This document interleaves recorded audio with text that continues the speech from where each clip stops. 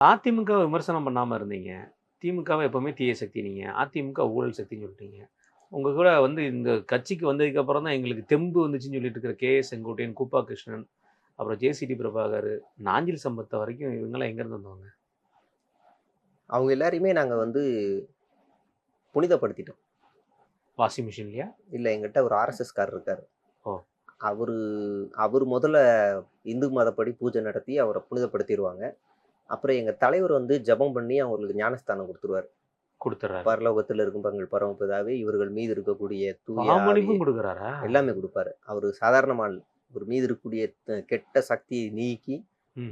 சாத்தானாகிய இவர்களிடமிருந்து எடுத்து இவர்கள் இன்று முதல் இவர்களை ஒரு நல்ல மனிதர்களாக ஆகுமாப்பா, ரட்சிப்பாயாக அப்படின்னு அவரே ஞானஸ்தானம் குடுத்து இப்ப புனிதப்படுத்தியிருக்காரு.